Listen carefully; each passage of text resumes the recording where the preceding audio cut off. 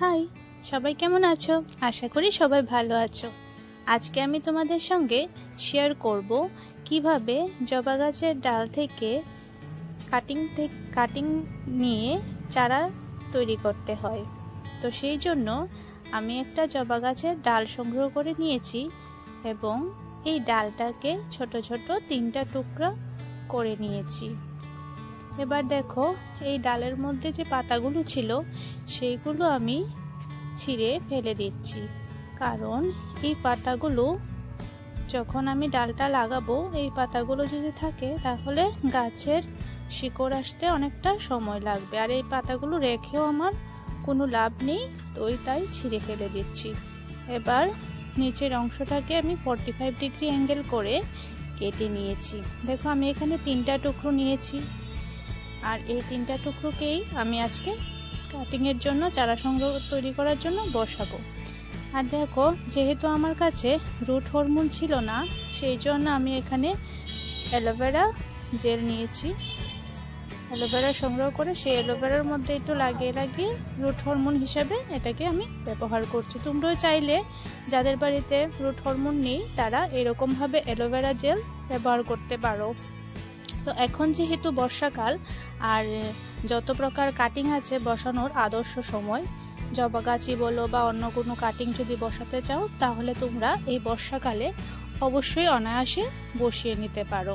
তো দেখো, আমি এই কাটিংগুলো বসানোর জন্য তিনটা জার নিয়েছি। একটাতে নিয়েছি জল, একটাতে নিয়েছি বালি, আর একটাতে নিয়েছি মাটি। এই 3টাতেই আমি আমার 3টা কাটিং বসাবো। দেখবো আমি কোনটাতে খুব তাড়াতাড়ি আমার রুটস বা শিকড় চলে আসে। তো প্রথম যেটাতে আছে সেটাতে আমি জলের মধ্যে বসিয়ে নিলাম। এবার দ্বিতীয় মাটিতে আমি আমার এই কাটিংটা বসিয়ে নিয়েছি। এবার তৃতীয় যেটা আছে বালি, সেটার মধ্যে আমি আমার তৃতীয় কাটিংটা বসিয়ে নেব। দেখো, একটা চাকু বা একটা কিছু সাহায্যে তোমরা একটু এরকম গর্ত করে সেই কাটিংগুলোকে লাগিয়ে নেবে। তারপর ভালো করে একটু চাপ দিয়ে দেবে যাতে কাটিংগুলো না নড়াচড়া করে। তো আমি প্রথমেই ভালো করে জল দিয়ে বিছিয়ে কাটিংগুলোকে লাগিয়েছি, সেই জন্য আর জল দিচ্ছি না এখন। আর দেখো, উপর থেকে আমি ভালো করে ফাঙ্গিসাইড লাগিয়ে নিচ্ছি যাতে করে ফাঙ্গাসের আক্রমণ না। দেখো বন্ধুরা, 15 দিন পর এই ভিডিওটার আপডেট। এই দেখো, ছোট ছোট কুড়ি পাতাগুলো চলে এসেছে। 2টা গাছে আমার জীবিত আছে, আর একটা গাছে জলে লাগিয়েছিলাম সেই গাছটা মারা গেছে। তো অবশ্যই তোমরা আমার এই পরবর্তী ভিডিওটার আপডেট দেখার জন্য অবশ্যই আমার চ্যানেলটাকে সাবস্ক্রাইব করে দেবে, এবং আমার ভিডিওটা যদি ভালো লাগে অবশ্যই তোমরা একটা লাইক করে দেবে।